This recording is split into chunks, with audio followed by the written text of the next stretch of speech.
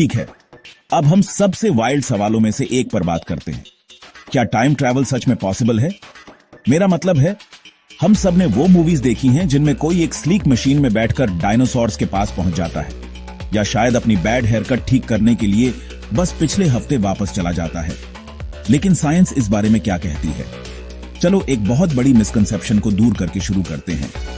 ज्यादातर लोग समय को एक सीधी लाइन समझते हैं, पास्ट, प्रेजेंट, फ्यूचर, सब कुछ नीटली एक ऑर्डर में।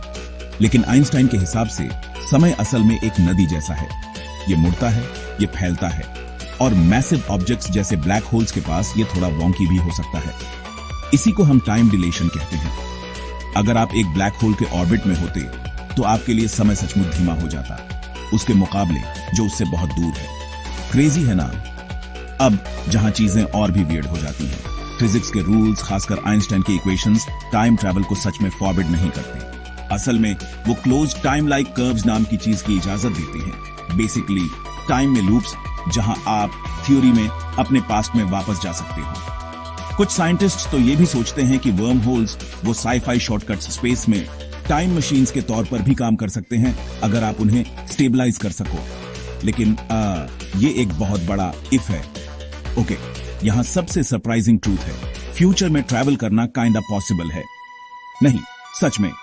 इंटरनेशनल स्पेस स्टेशन पर एस्ट्रोनॉट्स, असल में हम यहां वालों से थोड़ा धीरे एज कर रहे हैं, क्योंकि वो बहुत तेजी से मूव कर रहे हैं और अर्थ की ग्रेविटी से दूर हैं।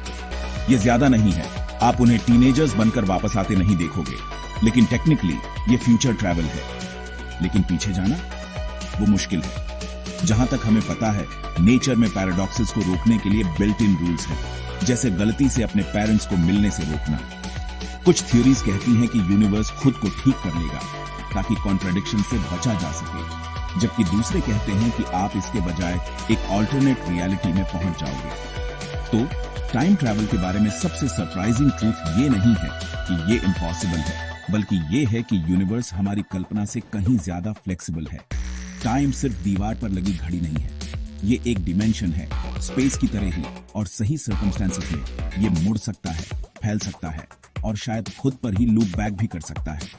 क्या हम कभी एक फुल ब्लोन टाइम मशीन बना पाएंगे? कौन जानता है।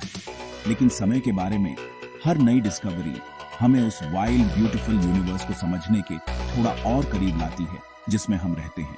तो अगली बार जब आप अपनी घड़ी देखो, बस याद रखना, आप एक कॉस्मिक रिवर पर सर्फिंग कर रहे हो जो आपके सोचने से कहीं ज्यादा स्ट्रेंज है।